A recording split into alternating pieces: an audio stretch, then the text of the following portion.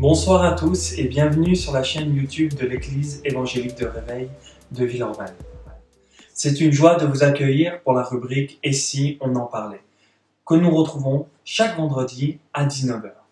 Aujourd'hui, nous allons commencer avec des nouvelles de l'Église. Nous suivrons notre invité spécial dans sa courte exhortation et nous finirons avec la question du jour. Tout de suite, les nouvelles des membres de l'Église. Salut Villeurbanne, c'est Alban, un petit coucou de Paris. Pour ma part, ça fait longtemps que je vous ai pas vu.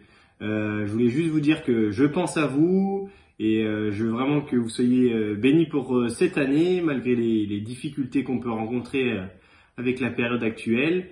Plein de bisous et à très vite sur Lyon. Ciao!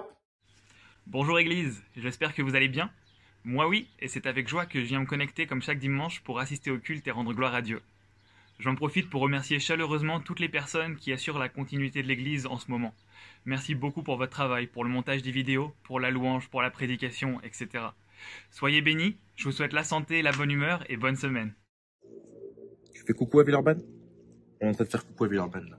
Il y a un gars, il s'appelle Julien, c'est un gars avec qui papa a grandi. Je te raconte une histoire, tu t'assois. Cite! Je disais, il y a un gars qui s'appelle Julien, il m'a dit, fais une vidéo, t'expliques un peu pourquoi t'as un smiley, un barbecue et du soleil à Londres en plein confinement. Qu'est-ce qui se passe? Je dis, bah c'est Dieu qui bénit. Allez, oh, assieds-toi, je t'explique là. Cite! Good boy. Du coup, on fait coucou. Coucou. Hey, salut tout le monde, c'est David. Je vous envoie un petit coucou de Grenoble. Enfin là, je suis à Tulin. Ici, il fait grave beau. Je sais pas comment c'est sur Lyon, mais en tout cas, ici, c'est un plaisir, c'est vraiment une grâce de Dieu. En tout cas, je vous souhaite vraiment d'avoir pris le temps pendant ce confinement pour vraiment passer du temps avec lui, pour vraiment vous ressourcer. Et voilà. En tout cas, voilà, profitez bien. Je vous fais des grosses bises. Merci les gars pour votre message. Ça fait vraiment plaisir d'avoir de vos nouvelles. Ça fait vraiment plaisir de vous entendre et de voir que là où vous êtes, Dieu vous bénit. Merci Seigneur. Maintenant, nous allons passer aux nouvelles de l'Église. Les pasteurs et leurs familles vont bien. Les pasteurs se réuniront lundi pour leur conseil pastoral. Certains enfants ont repris l'école cette semaine. Nous leur souhaitons bien du courage, mais aussi de bien respecter les règles barrières. Pour ceux qui n'ont pas recommencé, on pense à vous aussi. On sait que vous êtes soit en révision ou soit en cours à distance. Prenez le temps pour vos études, c'est important. La vie d'église continue. L'église des enfants ne cesse d'avoir des idées bien différentes pour apporter la parole à vos enfants. Quelques groupes contacts ont repris à travers différentes plateformes. Vous ne savez pas si votre groupe contact a repris? N'hésitez pas à aller voir les responsables des différents groupes contacts pour leur demander des nouvelles. Ils vous en donneront, j'en suis sûr. Je sais que vous étiez nombreux à attendre cette étude biblique de la partie 3 du livre de Job. Pas d'inquiétude, elle est en ligne depuis cet après-midi sur notre chaîne YouTube. Nous nous excusons de ce léger retard de publication. Justement, vous avez des remarques? Vous avez des encouragements? N'hésitez pas, votre avis nous intéresse. Vous pouvez nous écrire sur l'adresse mail qui s'écrit en bas de l'écran pour toute remarque, toute suggestion. N'hésitez pas à nous aider à améliorer cette chaîne YouTube et n'hésitez pas à prendre possession de cette chaîne YouTube. C'est votre chaîne YouTube. N'hésitez pas à la partager, à liker, à vous abonner, à commenter. C'est votre chaîne YouTube, c'est la vitrine de l'Église.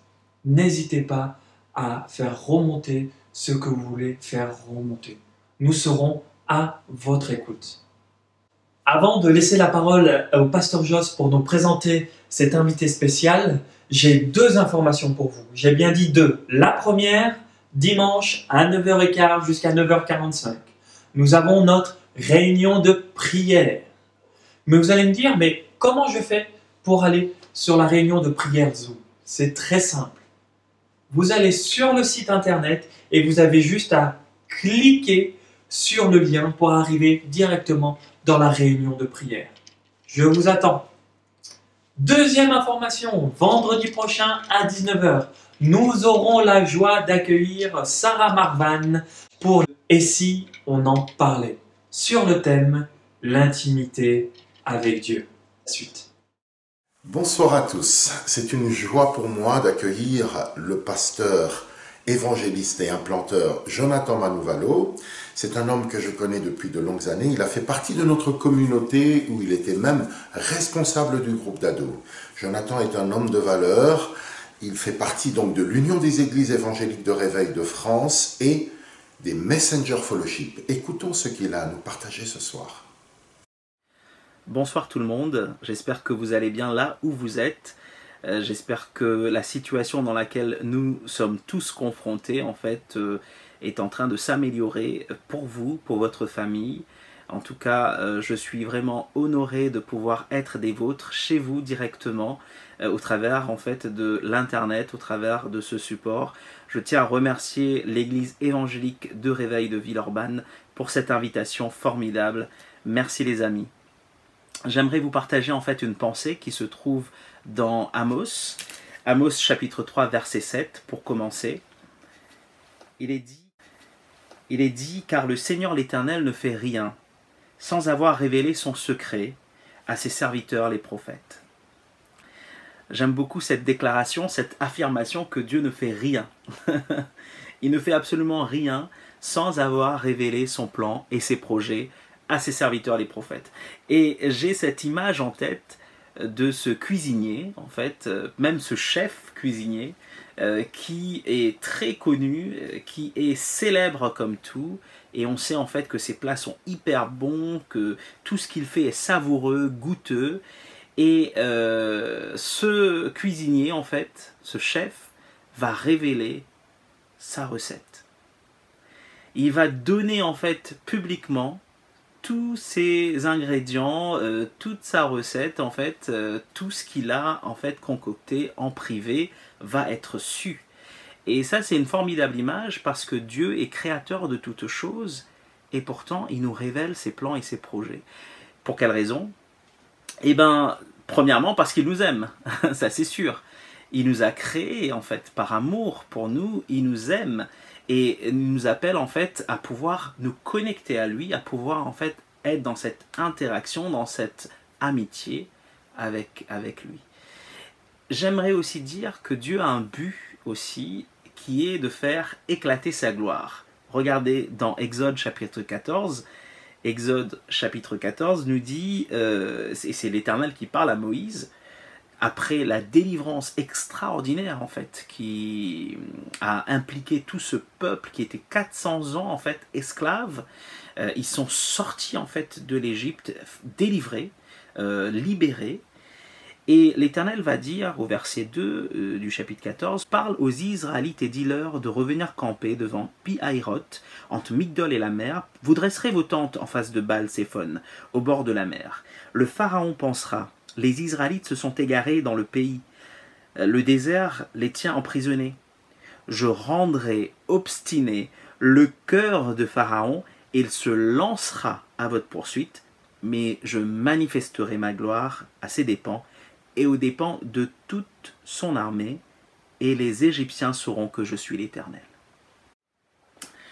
C'est juste incroyable comment Dieu révèle ses intentions, révèle son plan à son serviteur. Et j'aimerais te dire aussi que Dieu révèle ses projets à toi.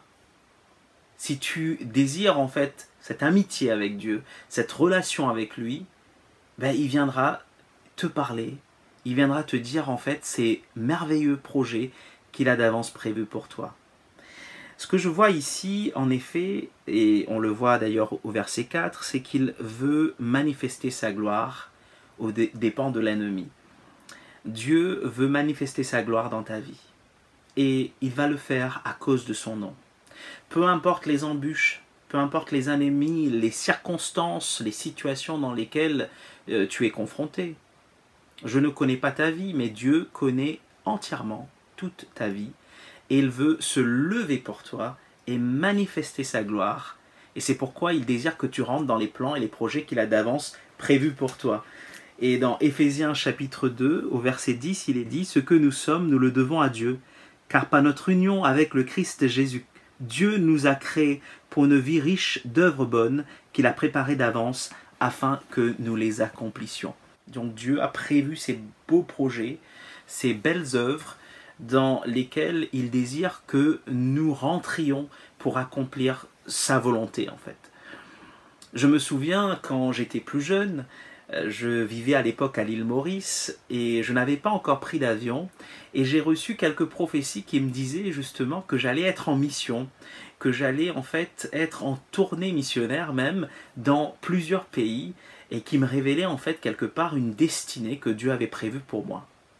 Ce n'est que quelques années plus tard que tout cela s'est réalisé et depuis 5 ans maintenant je voyage pas mal allant du Mexique au Vietnam, passant par les États-Unis, les pays européens, les pays nord-africains. Donc je rends grâce à Dieu parce que Dieu me permet de rentrer en fait dans cette moisson, dans cette œuvre en fait formidable qu'il a prévue pour moi, mais il me l'avait révélé.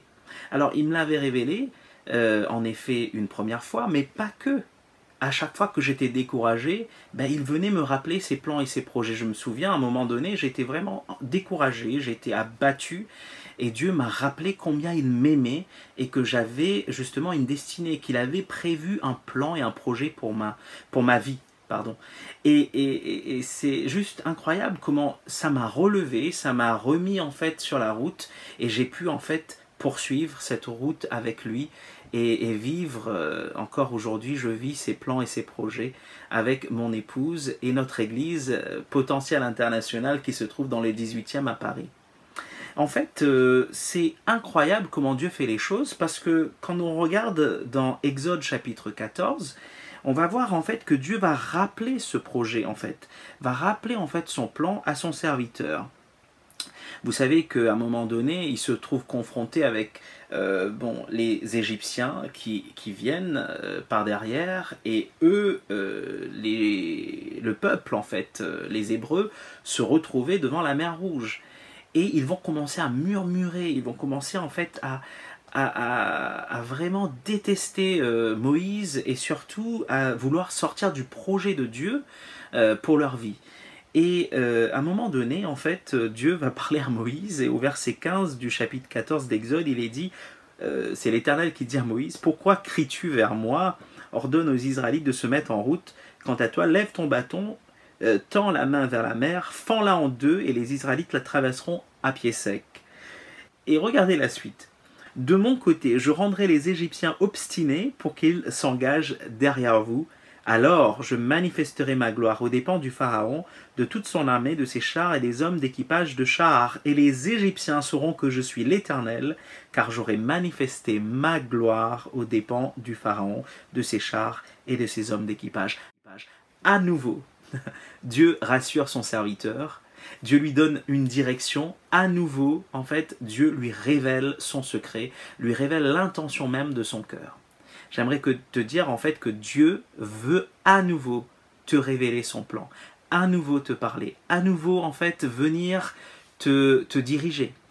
Donc je ne connais pas encore une fois ta situation, mais si tu es découragé là où tu es, je te prie de te relever en t'approchant de lui tout simplement. Approche-toi de Dieu et Dieu s'approchera de toi, nous dit la parole. Alors n'aie pas peur, viens à lui tel que tu es et remets-lui ta vie. Il te rappellera ses projets qu'il a prévus d'avance, pour lesquels en fait tu as une destinée éternelle. En tout cas, j'espère que ce message t'a encouragé. J'aurais eu plus de temps, je t'aurais partagé beaucoup plus de choses, et notamment, si tu veux bien noter, Ésaïe 43, du verset 16 à 21. C'est une petite lecture que tu pourras faire de ton côté, avec la parole. Donc Ésaïe 43, du verset 16 à 21, je te laisse avec ces versets du prophète Ésaïe. Que Dieu te bénisse, que Dieu te garde et que Dieu nous encourage à aller de l'avant. Merci de cette écoute.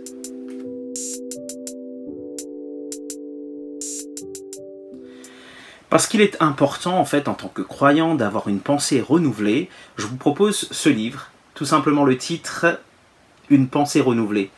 L'auteur, c'est David Holden de la famille de Newground. Il habite en Angleterre. Et ce que j'aime beaucoup, en fait, c'est une édition révisée ici que j'ai. Ça coûte que 10 €, c'est la collection EZBA. Et c'est assez à jour, en fait, par rapport à ce que nous vivons au quotidien et les choses qui se sont imprégnées dans nos vies.